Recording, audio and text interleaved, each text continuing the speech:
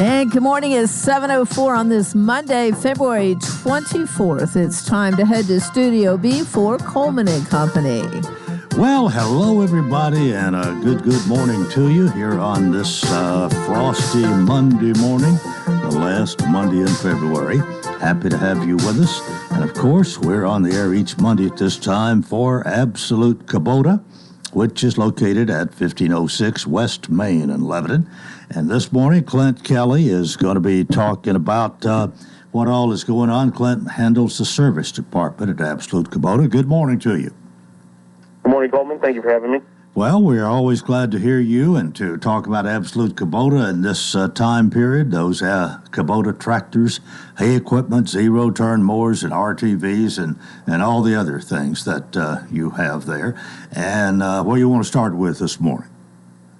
Well, just kind of like we were just talking about before we got on the air, the temperatures, I know it seems hard to imagine with the way it's been this morning, but it is on the rise, and grass is starting to poke out. I've got a few weeds in my yard right now, but pretty soon we're all going to be mowing again. So it's still a fantastic time to get your mower in. Go check it. Hey, if you haven't done anything to it in a couple months, which most people just left it alone, go make sure it starts. And if you have any issues, give us a call. When it comes to mowers, we work on quite a bit. Like we're willing to do service on quite a bit of stuff aside from just Kubota and X-Mark and Hustler, like we are an authorized dealer for. But we'll do service on quite a few other models of mowers just to take care of everybody in our local community. Well, you've been doing this for quite some time, service department, and I think really you have a fine service department there to back up the sale. And really that means a lot, knowing that you're going to get a quality Kubota implement or whatever it is. I guess that would be the word for most of what you sell, the Kubota implements. And then to know that you've got service after the sale. There's going to be maintenance needs, but there's sometimes a breakdown, and you're right there to take care of it. Absolutely. I think we all wish that we could buy something and never have to take care of it ever again, and it would just last forever. But unfortunately, it's just not the case. So having a service department that can back up the product is obviously a huge help. The great thing is we're here locally. So if you've got anything that hasn't been running great, like a mower, an older tractor, a piece of construction equipment, come down and talk to our sales team. Kubota's still running quite a few financing specials. So come down and you can trade that stuff in. That way, not only do you have something new that's under warranty, but like you were saying, you've got a local service department that is one of the best that Kubota recognizes to be able to take care of that product. Well, are most of the the deals, the specials that are available, are they there on your website? I believe they are. If they're not, you can always go to KubotaUSA.com. That's the Kubota website, and they'll show kind of what their financing deals are, and we do the same that Kubota provides. Right. So a lot of them, they've still been doing, even with mowers, they've been doing 0% for a number of months. So there's great options of using Kubota's money to finance a machine, and you can get something that has a solid warranty to take care of you going into this year. Well, of course, you don't keep up with that as much as your salespeople do since you run the service department, but I've got on my info sheet here, Ryan Cornwell and Caleb Hieronymus. Are they still there and still doing sales? Sure. Yep, they're still here. Usually on Mondays and Fridays, we just have one salesman that's with us, but the rest of the week, they're both here. You can meet with them. They love setting up appointments, so if you just want to come in and pick their brains, just walk in, or you can call down and ask to speak with one of them and start kicking some ideas back and forth on what might fit your needs. The great thing is both of them are experienced with, they not just in selling the tractors, but using them on their own properties. So they have firsthand experience of what works well and what doesn't.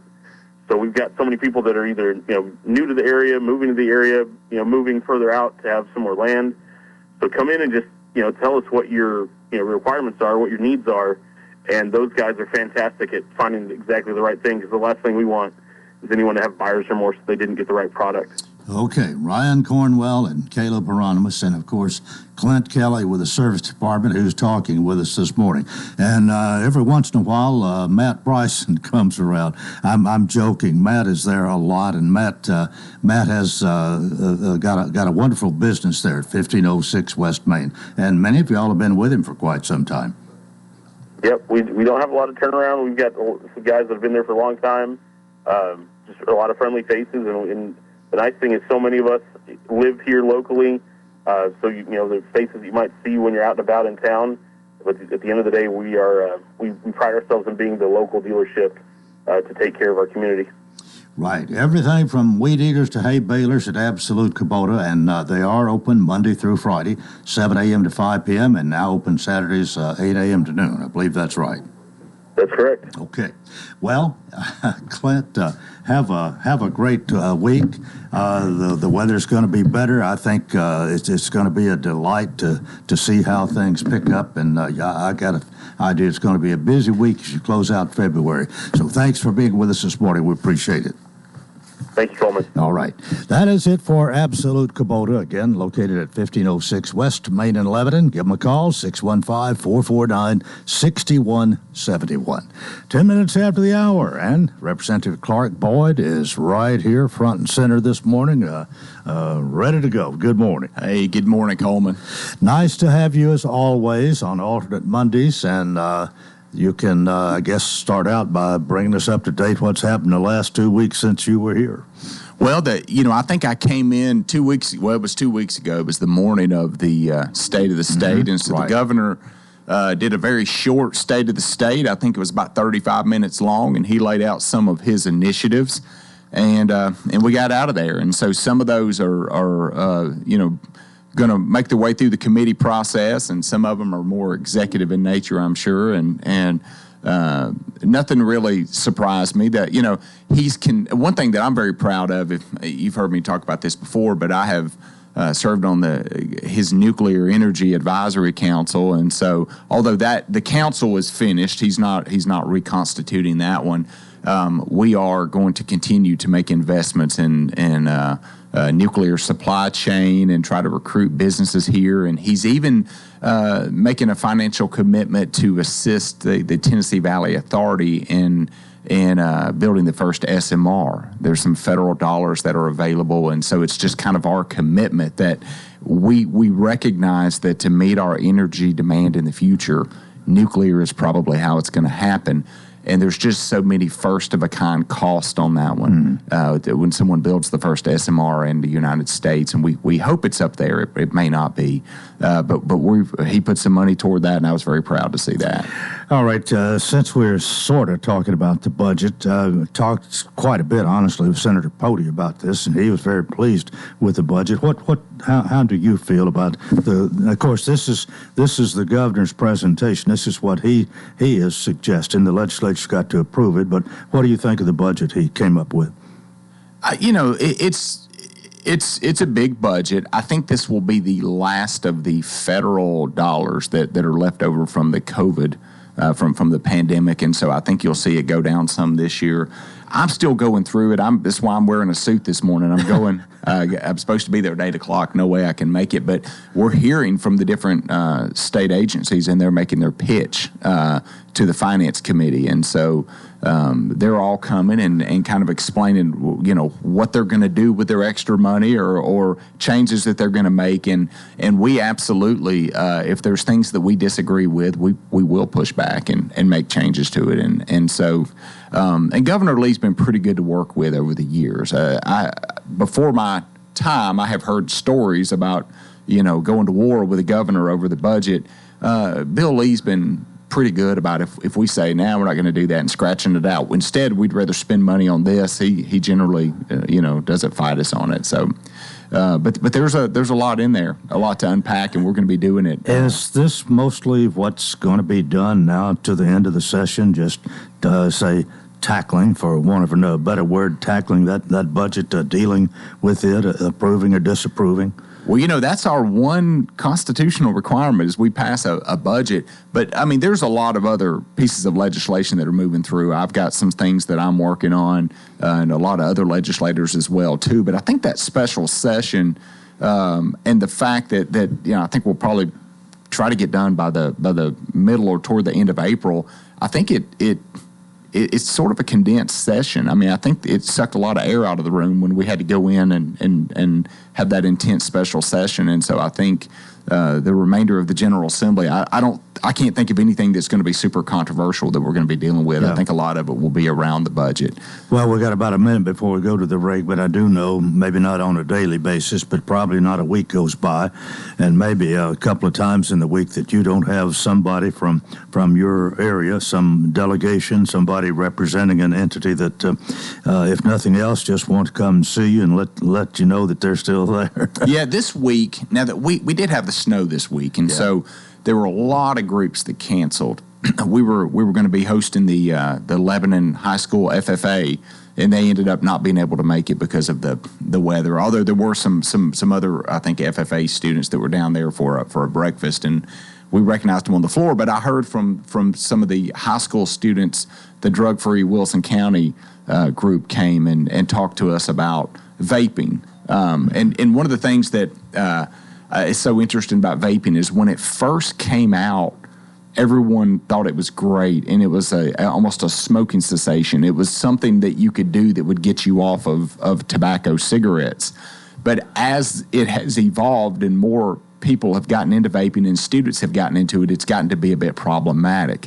And there's a lot of things that go in those vaping pens that are not good for people. And so I've learned a lot from those students because, candidly, when I came to the General Assembly, I didn't realize vaping was so bad. I thought it was the preferable thing to do if you were going to use nicotine, and I've learned a lot from those students, and it's rare that you have a group of students come in and you learn something from them, but they have really educated me on that and some of the legislation that we have coming down the pike that would impact that.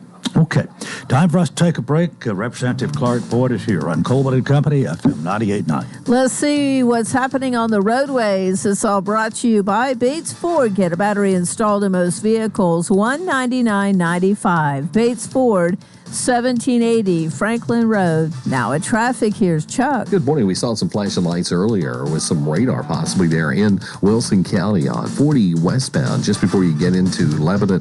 Traffic's picking up even more in the last few minutes. 65 south at Trinity Lane. Here comes that traffic through Dixon County. I-40 eastbound passing Highway 46. Hey, when you need dependable towing here in Middle Tennessee, no matter if it's for a car, big truck, STR Towing and Recovery, check them out at strtow.com. I'm Commander Chuck with your on-time traffic. Renewal happens here at Lebanon Center for Rehabilitation and Healing. Lebanon Center for Rehabilitation and Healing has experienced new leadership and a new atmosphere. Same location in the heart of Lebanon, 731 Castle Heights Court on the Castle Heights campus. Lebanon Center for Rehabilitation and Healing is providing 5-star clinical outcomes to short-term and long-term care residents. Call 615-444-4319 for a tour and to experience the new culture. Renewal happens here at Lebanon Center for Rehabilitation and Healing. Since 1982, Exmark has been dedicated to building the world's finest mowers. These machines provide you with a quality of cut that seems impossible, dependability you can measure in lifetimes, and an operator experience like none other. Because Exmark believes if something's worth doing, it's worth doing right. Visit your local dealer to discover a one-of-a-kind ownership experience and see the difference for yourself. Exmark, done right, made for this. Absolute Kubota, 1506 West Main, Lebanon. Coleman and Company here on a Monday morning. State Representative Clark Boyd is with us. Our regular listeners know, but just to remind everybody, we've tried to make available time for our legislators, and Representative Boyd and Representative Susan Lynn alternate on Mondays with us. Senator Pote's here every Friday with the Senate report, but of course he is the senator. There's just 33 senators. There are 99 of you. That's right. Where we need to go next this morning? Well, I've had some people ask me about a decision that the governor made regarding a food program where these debit cards were loaded with $120. And apparently, just kind of give you the background on it, back during COVID-19, a program was started that served a little under 700,000 Tennesseans, and it was it was just a debit card that was issued kind of across the state to a certain criteria. And the governor, I think when it first started, it was probably 100% federal government, and then it started costing a few $1 million. And then I think when it was offered this last year, it was going to cost about $6 million, but it was about $70 million worth of debit cards. And so typically, people will spend the money to get the money. But I think the governor and his Department of Human Services, said, well, we've got about a $3 million need if you really look at it. So we're spending $6 million on a need that we could address for $3 million in order to get $70 million that's really a COVID-19 program that just never ended. And so he made the decision, let's just do our own program. Let's just spend the $3 million and address those counties, those unserved counties, which are Houston, Humphreys, Marshall, Moore, Sequatchie, and Sumner County. Those programs and let's send the payments there using our own dollars and just not take the federal dollars. And whether that was a good idea or not, at some point we've got to back away from some of these federal programs. And, COVID-19, whether it be the unemployment that went on, the unemployment rate that was paying people roughly $22 an hour to not work. I mean, when that ended, it hurt for a lot of people, going back to work, but it had to stop at some point. It had a purpose during the pandemic. The PPP that businesses got, it had to stop at some point when the pandemic ended. And this is another one of those programs that they have continued beyond that. But I think that we're learning from the federal government that some of these grants that we've grown accustomed to are going to come to an end. And so many years ago, before I even got involved in politics, I heard a guy talking about this, and he said, we've got to be careful with the federal government. They oftentimes make us spend money on things because there's so much money that we could draw down that we will shift our priorities and do things that are largely driven by the federal government. And then once we get into that program, it's really hard to get out of it. If you can, just like Medicaid, I talk about this sometimes. If you spend $1 and you get $3 from the federal government, the incentive is to spend more. But if you ever need to make a cut, a $1 cut hurts you to the tune of $4. Mm-hmm. And so it's easy to get in, hard to get out. And so some of these programs, and I think we're going to be talking about this year with some of these other grants that have been applied for by different state agencies, but it commits you to things that there are strings attached to. Right. And so the governor had to make that tough decision. I'm sure it will be discussed. I've got a lot of emails about it, and I'm sure that it'll be discussed within the General Assembly. But I think sometimes some of these federal programs we're going to have to learn to do without. I mean, you see at the federal level now, they're making a lot of cuts. That's what I was just thinking here. It's probably not going to stay like it's been, federally speaking, with the changes that we see that have already been made and others that have been hinted at. Yes, I mean, we're being told on a daily basis, get ready for a leaner federal government. And there are some grants out there that I think different state agencies and different counties and cities are anticipating that have been put on hold. Now, maybe they'll still come through, and maybe it'll just be future grants that are cut. But, I mean, our federal government they don't even use the billions as a rounding error for them now. They're talking trillions, $37 trillion in debt and right. Going up about $1 trillion every 100 days. I mean, at some point, somebody has to make those tough decisions and make them live within their means. And it's unpopular with some people, but it's like being on the Titanic and heading toward the iceberg, and half the people are saying, hey, I think we need to keep our warm clothes on and know where the exit is, and the other half are saying, can you shut these people up? I want to hear the symphony and get my drink, and it's like, I think we've got to, as a country, look and see where the waste is and make some tough decisions. But at the state level, I think it's wise of us to learn to live within our means and not become so reliant on the federal government that if a time ever comes that they do make large cuts, that we can live without them. Well, I hear from time to time that we are in a much better shape financially than most states, maybe in the top, even top 25% as far as the way we do things and our indebtedness and our whole financial report card, so to speak. Coleman, you nailed it. We are one of the most fiscally responsible states. We live within our means. We really don't carry any debt as a state other than temporarily with road projects or capital projects. If the fiscal year starts in July and we want to go ahead and break ground in May, they may issue some bonds to get started, but we pretty much pay cash for our roads. Our pension to our retirees in this state is funded, almost 95% funded, which is unheard of. There are states that I really think, like the state of Illinois, California, and some different municipal governments around the country, I think there could come a time where they just default on their retirement checks. And it's, I think that time will be here sooner rather than later. And our retirees in the state of Tennessee really don't have anything to worry about. We're in such good shape. Now we oftentimes get criticized for not spending more money on certain projects or certain programs, but we can't live. We don't have an income tax. A lot of times people will say, well, in Georgia, they did such and such. And, well, we're not Georgia. We don't have an income tax. That's when we decided that we were going to be a fiscally conservative state and we're going to basically live off of a sales tax. There are some other taxes. I don't want to downplay those folks that pay the professional privilege tax or business taxes, franchise and excise.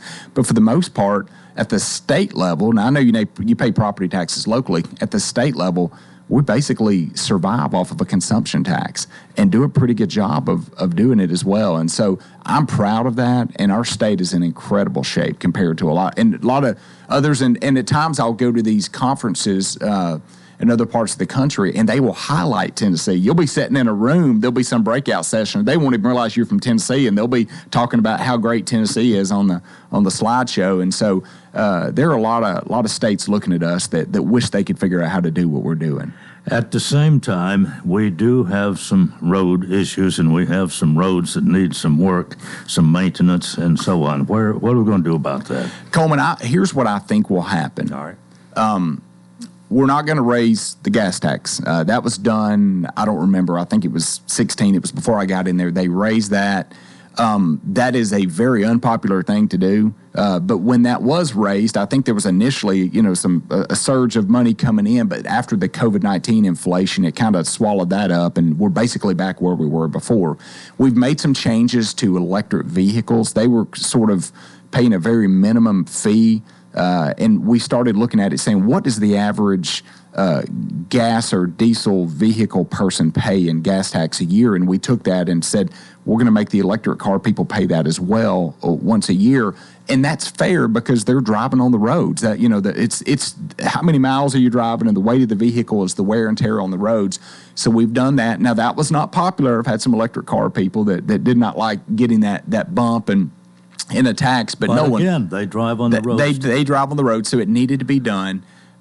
We've done that. We passed something a couple of years ago that would help with some of the congested areas by allowing a public-private partnership where a company could come in and build one extra lane. The other lanes would still be the state's, and you could drive on them for free, but you could get like a fast pass and drive on those. We've not seen that yet, but that's something that could happen in theory. But realistically, what do I think we're going to do? I think every year when we have extra dollars in the budget, instead of maybe doing a sales tax holiday or something, I think we will just move that over $1 billion here, $1 billion there. And we did that this year. That's in the budget to move $1 billion over into the TDOT fund. And I think we're just going to have to use general revenue for TDOT projects until we can get called up. Well, time is running out. I want to just at least mention this if I can. There's been people suggesting we take the sales tax off of food, and that's mostly grocery or things you buy to cook with, not everything, but can we afford to do that? Will we do it? What do you think? It will be proposed, and if it can be afforded, we will do it. I have heard that. There are others that are saying it won't be a complete repeal of the grocery sales tax, but there may be certain food items or that will be included. I would support something like that. But I will tell you, as we sit here and brag about how good we are as a state, one of the things that over the years that I have noticed is every year somebody wants to find an additional tax to cut or somewhere to do it. The grocery tax is one that hits everybody, and it hits our poor a little bit harder. And so that's one I think that could probably get some traction and I could get behind.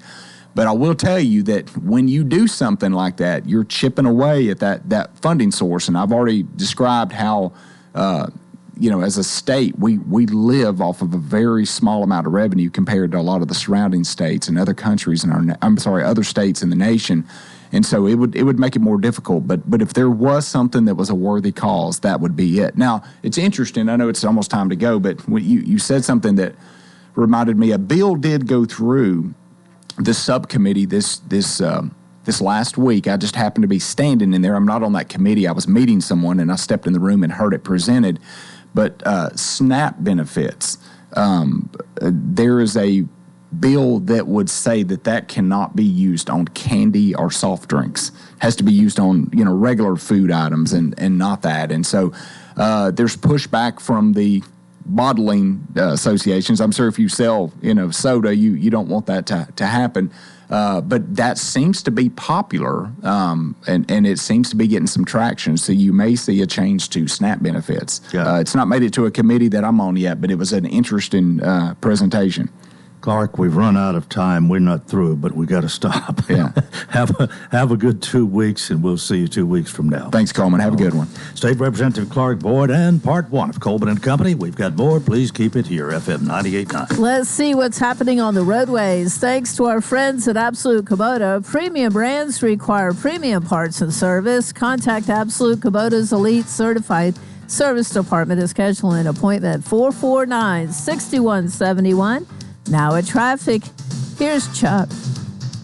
Good morning. Latest accident. It's going to be out on the west side. 40 eastbound near McCroy Lane out in Bellevue. Moving an accident. Joyner Avenue at Nolensville. Pike Barnes at Cedarmont Drive in Antioch. Should be cleared up in just a few more minutes. Building pretty good now on all the major inbound routes for this time of the morning. Hey, Princess Hot Chicken has new items on the menu. Check them out today. Order online. PrincessHotChicken.com. I'm Commander Chuck with your on-time traffic. Gregory Dental Group in Lebanon is in a new location, 1746 West Main in Lebanon, across from Sports Village. Gregory Dental Group offers cosmetic procedures, dental implant services, and digital dentures. Premium dentures in just 2 appointments. Hi, I'm Dr. Derek Gregory. In my office, you can count on a compassionate staff who will truly listen to you, take the time to get to know you, and discuss your personal needs. No insurance? No problem. Call about the discount plan. Gregory Dental Group, 444-0322.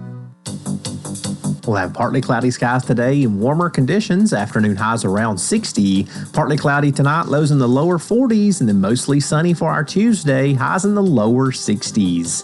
This weather forecast brought to you by Walker Auction and Realty, professional auction and real estate services. Get top dollar for your home, land, or personal property. Log on to MikeWalkerAuctions.com. They know auctions. With your Severe View forecast, I'm Storm Specialist Drew Richards.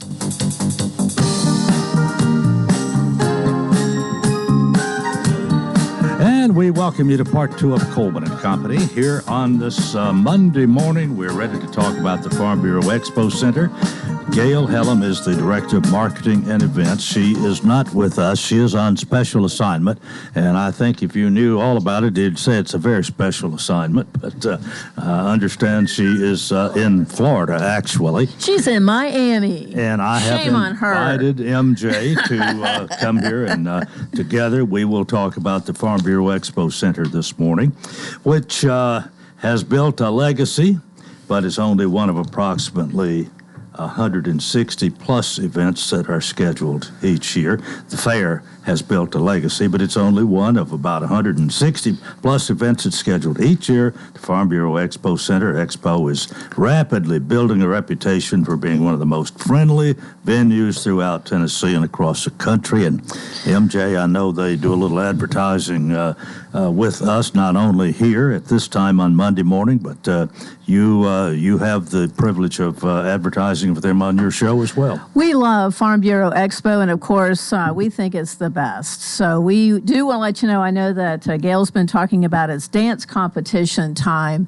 at Farm Bureau Expo. They've got several coming, ultra dance competition, groove dance competition, and they've got car dance competition. You will see the overflow of folks coming to the Farm Bureau Expo. Also, they've got some great events. Music City Quilt Guild is coming. As you mentioned, the Ag Hall of Fame will be coming. Books from Birth have their big banquet there. And Sherry's Hope has an event coming up in March. So lots of great events going on at the Expo. Well, Gail has a wonderful team out there that she leads, but she can't do it all herself. But they work together very well.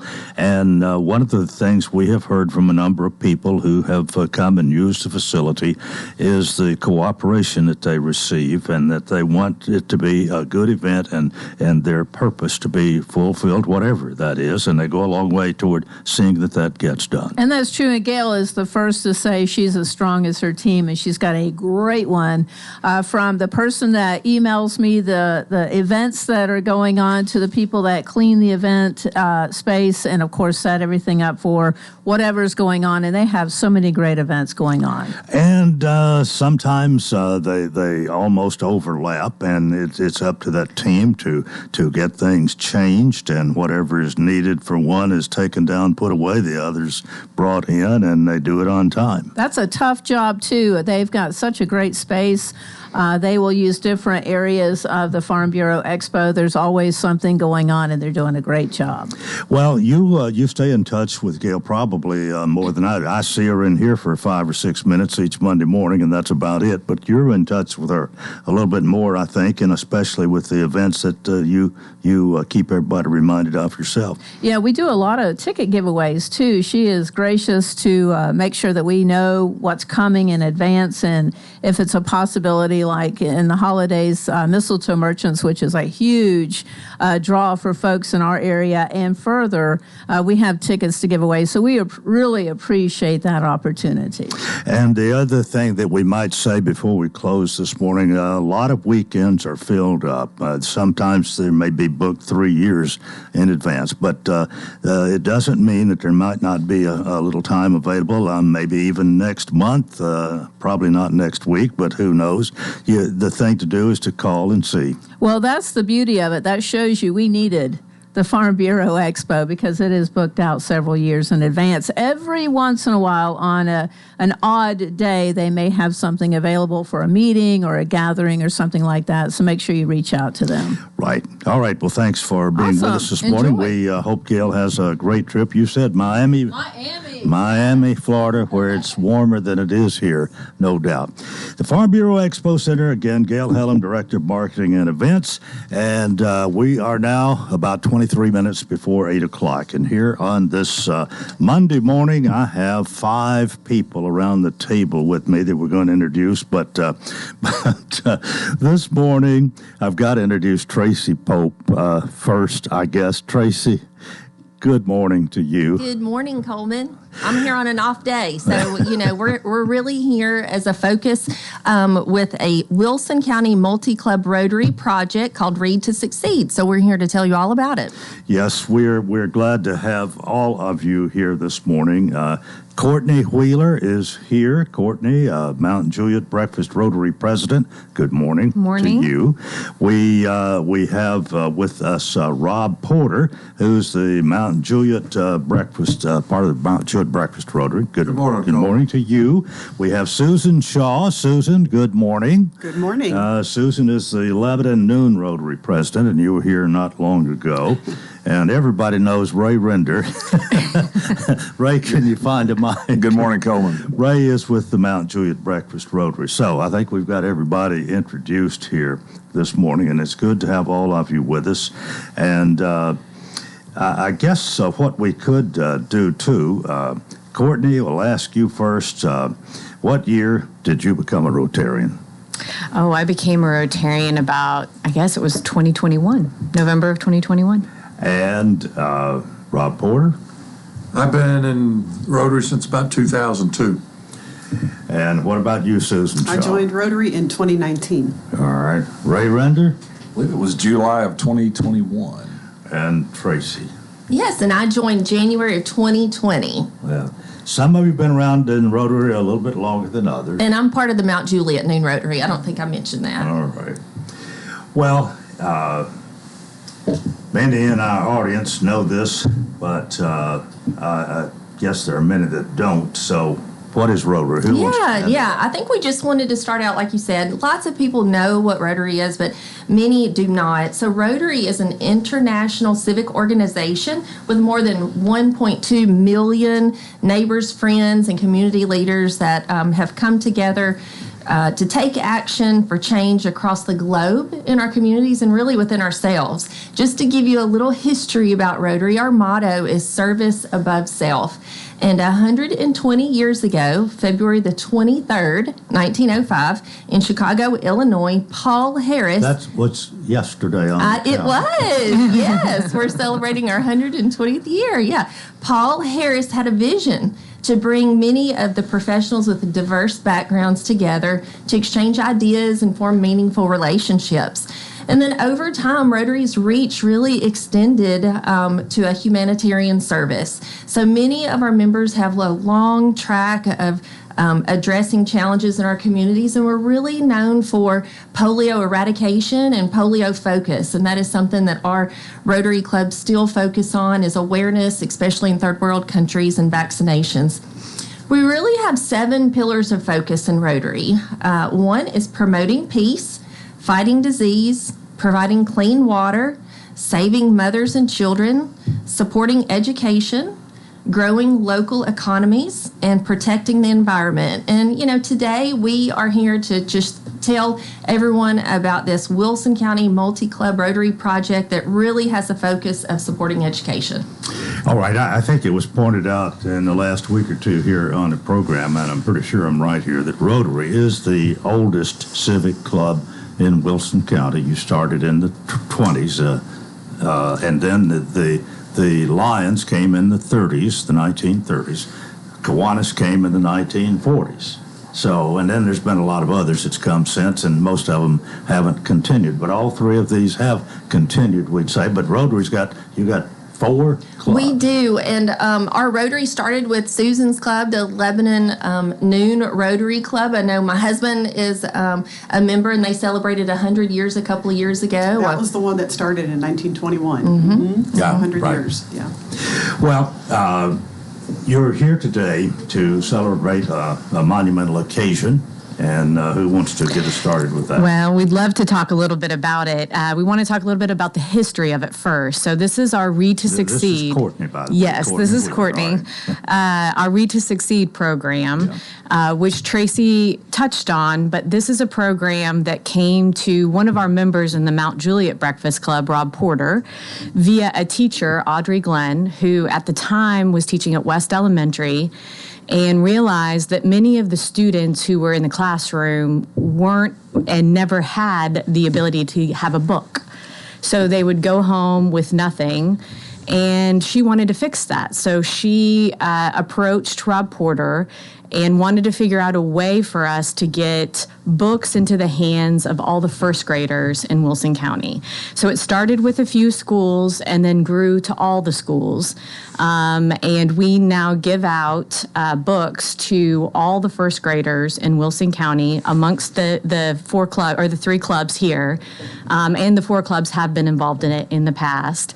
And we are celebrating a milestone, which is that we are handing out the 100,000th book this year, which is really exciting. This month, actually. The books go out every single month. that students are in school. And it's really cool because when you hear the teachers talk about it, these students get so excited on the day that they get these books. Can't wait to read them and can't wait to see. And it, of course, supports one of the pillars of Rotary, which is education. Literacy is everything. It's the foundation of learning. So we're really excited to be participating in this program and to continue. And who really initiated this? So she was a teacher, Audrey Glenn. She was at West Elementary, and she started and talked to Rob Porter. But Rob, you were greatly involved in this, I take it. If we could, I'll turn the mic down. Move the mic over to him. We want to know. We've got a couple of minutes here before the break. Explain this to us, if you will, Rob. Well, we got a call one day, like Courtney had said, from Audrey asking if we could help, and goes back to our service orientation. We kind of went back and thought, what could we do? And we came back and helped that first year, West Elementary. That was the only school involved.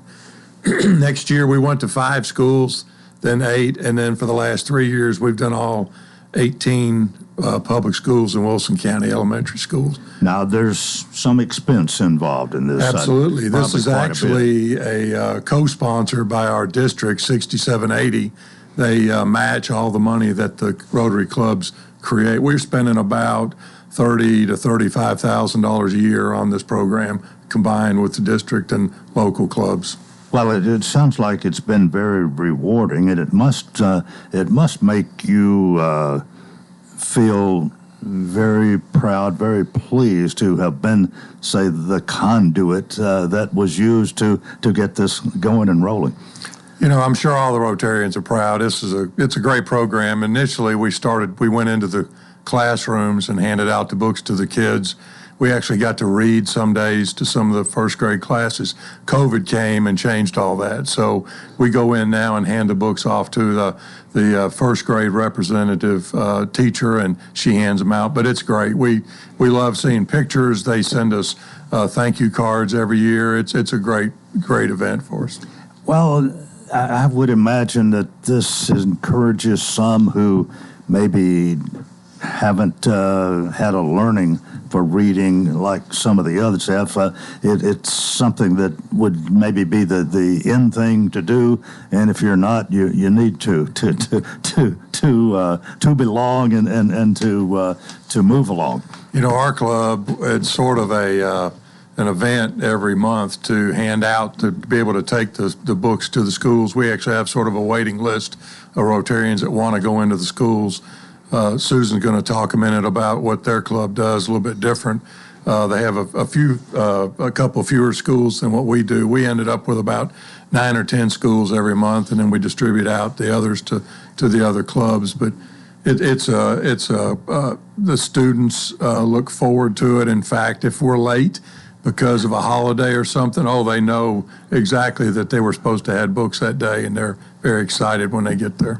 All right. I have 5 Rotarians with me this morning. It's time for us to take a break, and you joined us late. I'll introduce the 5. What is 5? 4 is a quartet. 6 is an octet. What's 5? It's a lot. Anyway, I'll introduce the 5 after you come back from this break here on Coleman & Company, FM 98.9. Let's see what's happening on the roadways. Thanks to our friends at Bates Ford and the Works Vehicle Checkup. They'll make sure your vehicle is ready for any road. It's $59.95 up to 5 quarts oil, tax and disposal, tire rotation and safety check. 1780 Franklin Road. Now at traffic, here's Chuck. Good morning. Wrapping up this accident out here in Bellevue on 40 eastbound near the 194 mile marker. That's near McCroy Lane. It did slow down that traffic flow. That's coming in from Kingston Springs and Dixon County over here in Bellevue on 40 going eastbound as it continues to build with volume 40 west, especially right there in Hermitage, Donaldson, all that traffic coming in from Wilson County. Hey, Princess Hot Chicken has new items on the menu. Check them all out today. You can order online. It's easy, princesshotchicken.com. I'm Commander Chuck with your on-time traffic. The Farm Bureau Expo Center would like you to consider us for your next corporate outing. Our 79,000 square feet of adaptable event space offers unparalleled versatility right here in Wilson County. Trainings, luncheons, and meetings are just a few of the many types of events that we can accommodate throughout the week. For booking details, as well as upcoming events, visit farmbureauexpo.com or find us on Facebook at Farm Bureau Expo. We look forward to seeing you soon at the Farm Bureau Expo. It's tax time, and Cars Unlimited Tax Service is locally owned and has 33 years of experience in preparing taxes. They do upfront loans of $250 to $6,000. They're also an authorized IRS e-file provider. Call 615-449-2955 or stop by 1006 West Main Street in Lebanon. Cars Unlimited Tax Service stands ready to help you prepare your taxes. And we thank you for joining us as we continue here on a sunny Monday morning, February 24th. I was reminded during the break that 5 people are a quintet. So we have a quintet of Rotarians with us this morning. And let me reintroduce. We have Courtney Wheeler, the Mount Juliet Breakfast Rotary President. We have Rob Porter, representing the Mount Juliet Breakfast Rotary. Susan Shaw is here, Lebanon Noon Rotary President. Tracy Pope, the Mount Juliet Noon Rotary President. And Ray Render, Mount Juliet Breakfast Rotary as well. You two guys don't necessarily have offices, just a part of the club that you're part of. The others, a little more important, at least right now. Their title is whatever. They are more important all the time, Cohen. All right. We want, I think, get you to tell us a little bit more about the celebration that has occurred, and then those coming later this month. We've covered some of this, maybe not all of it, and Susan, how about starting with you here? Sure, great. It's been wonderful. All month we have been celebrating with many different things, resolutions and presentations, but also the Wilson County Library System participated. The librarian Alicia Burnley came up with an idea to do honorary library cards, and in February the honorary library cards were inserted into the books along with the stickers that we place on there where the child gets to write their name, and the library card can be turned in by the parent to get a library card for the student, and also when they come to the library, they'll get a gift, a pencil or a bookmark or something that's appropriate to go with that. But we have had big celebrations as well at the Mount Juliet Breakfast Club. Ray Render presented the club presidents with a congressional certificate from Congressman Rose, and it was honoring Rotary and the Read to Succeed program for the work that it's done. And then last week at the county commission, I'll come back to Mount Juliet City, but at the county commission last week, a resolution was presented by Wendell Marlowe, the education chair, again for both of that, and it was also that was kind of exciting because books were presented to Director Jeff Luttrell and Superintendent Brian Hutto for their schools, and they were given kind of the honorary 100,000th book, along with Mayor Hutto kind of kicking off the 100,001 book that will be coming and starting the next grouping of books. And then Mount Juliet City Council also had a resolution that they presented us with. So it's been a lot of really good celebrations honoring the program, the teacher who started it, the children who are receiving the books, and they're really the ones that I think we should really emphasize, that over 2,200 kids get these books for 10 months, from September through May, once a month. They receive a book. And if I could, Rob asked me to tell about what our club does in terms of the service aspect. The books are held in a vault in Wilson Bank, over 12,000 books. I think that's just a really cool thing. Well, Rotarians go there on the second Tuesday morning and pick up the books to take to the Rotary clubs. And when the boxes are brought to the Rotary clubs, then it's our club, the Lebanon Noon Rotary. We stay after Rotary, it has as many members as want to, and we put the stickers in the books, and then 6 people will take the books and take those to the 6 schools schools that we're serving out of our clubs. So it becomes a service project for us as well. And this way we feel like everybody really understands what this is doing for the schools and for these first grade students that didn't have a book and are learning to read. And they're so proud to have their own book that they get to put their name in. Mm-hmm. Well, what have you heard from the teachers regarding this, and the difference maybe that this is making? Who wants to talk about that, Rob?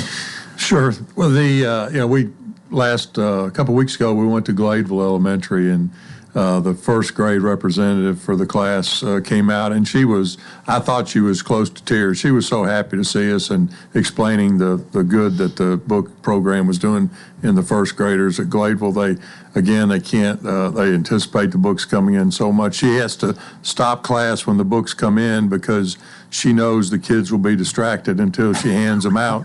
She hands them out and she lets them read them right then because, again, they won't put them in their backpacks. They're going to start reading them right then. So they're excited about it, which is what this is all about. That's right. That whole plan for the day is gone. So. Well, you have no doubt created a lot of excitement with this, and with that has got to come almost a demand to read more. I would think. Well, I think that's the whole point of the program, is to get them reading, get them excited about reading, and try to open up the world to what they can find out from books. Anybody else want to comment on this? Tracy, you've always got a comment about something. I'm really deferring to others this morning, Coleman. I know that we have a special relationship with Vanderbilt, and every time I'm on here, but it's truly just an honor to be part of Rotary and part of this vision that Rob Porter and the Mount Juliet Breakfast had, and it's really highly supported with Rotary clubs to do a multi-club Rotary project, and at the Mount Juliet and Rotary, we're just excited to be a part. Well, Courtney, what else would you like to tell us about anything regarding Rotary, really? You want to move that mic just a little bit, it'd be fine. Okay, thank you. Well, thank you, Coleman. I would just say that I love being a part of Rotary. As a service organization, you sort of want to leave the world better than you found it, and this is an impact that goes so far beyond those students as they graduate through school and end up at Cumberland, hopefully, is where we want them. We're just so proud to be a part of this. And I know that Dr. Stumm will appreciate you mentioning Cumberland University. That's right. And we're just so proud to be a part of it. So thank you for giving us the opportunity here today to talk about a program that we're very proud of with all our Rotaries. That's really... This kind of thing is at least part of what Coleman and Company is all about, what's happening in the community. A Read to Succeed program that has been so successful, and we're glad to make it possible, and really good to have all of you with us. Now, how about anything else that y'all would like to add about your club or this program? And Ray, we haven't heard anything much from you. Oh, you're going to ask a politician to speak, of course. So, look, let me just say, folks, we want to thank you, first of all, and we want to invite you to participate. So there are 4 clubs. There's 2 in Mount Juliet, 2 in Lebanon. So just real quickly, how you can show up. That's all you have to do. So I'll start with Tracy. I believe the beginning of the week, Monday at lunch, and y'all are at Victory Baptist Church. That's at noon. Yep. Once again, show up. The next morning, if you're a morning person on the Mount Juliet side, 7 o'clock. Once again, every Tuesday morning, 7 o'clock, Victory Baptist. We're there. And then who's next in line? Is that breakfast or lunch? Who's next Lebanon in the week? Noon Rotary. Lebanon Noon Rotary. Which is I on should have all these in my head. Tuesday at noon. Tuesday at noon. So, and I would say, as far back as I can remember, your club has met on Tuesdays at noon. Well, I think actually years ago you met at 12:30, but in the noon hour anyway. That's almost as predictable as the sun coming up every morning. It is. The noon Rotary meets on Tuesdays. Yeah, noon to 1 o'clock on Tuesdays. At First United Methodist, correct?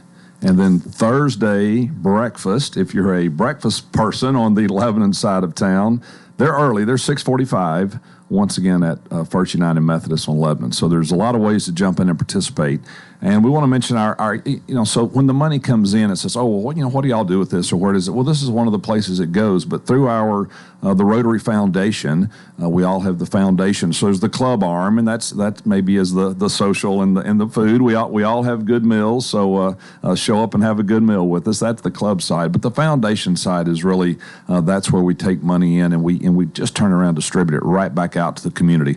All the clubs do that. Read to Succeed is a big program, but there are many smaller programs that we do in each of our communities. So come be a part of that and join us. I know we have fundraisers through the years. Y'all have the fish fry. We have a reverse raffle. So there's that's breakfast. I can't keep everyone straight who does well. They're always fundraisers. We have the golf tournament that's coming up. What Ray is trying to say is all of our Rotary clubs do powerful work in the communities. And, like he was saying, part of our dues, we do have a foundation. And I think Susan had a little bit more to share on the Yeah, I think you mentioned how costly this might be. And that comes from funds from the foundation, the Rotary Foundation, which started 100 years ago also, or more than 100 years ago.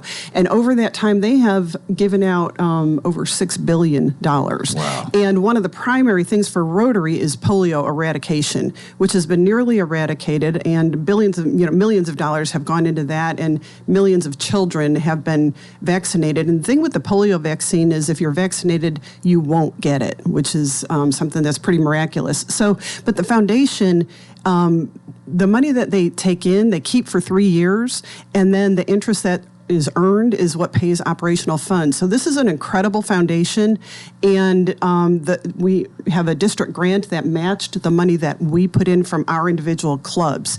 So it's a really great organization to be part of, both from the financial and the service perspective of that, and the foundation is exactly that. And the foundation started with $26.50. That was the thing that started the first endowment. I read about that, and I thought that was kind of interesting. Well, I know that you've maybe made us aware in recent times, maybe a little bit more of what you were doing and your generosity, and I've been impressed when I've seen some of the figures, thousands of dollars given to the different things that you support, and I think you're to be commended for that. All four of your clubs. I can't let us leave today without saying next Monday, March the 3rd, we're having Visitors Day for the Mount Juliet Noon Rotary, and if you want to go to mountjulietnoon.org, and we have a little RSVP because we're hoping to have a lot of people. We just want to have enough food, so free. Come join us, see what we're all about. Mount Juliet Noon Rotary on March the 3rd, Visitors Day. All right, we have come to the 8 o'clock hour, and thank you all for being with us. Rob Porter, Courtney Wheeler, Susan Shaw, Tracy Pope, and Ray Render, our quintet today, representing Rotary. Thank you so much. Join us tomorrow for Coleman and Company. Till then, I wish you a magnificent day.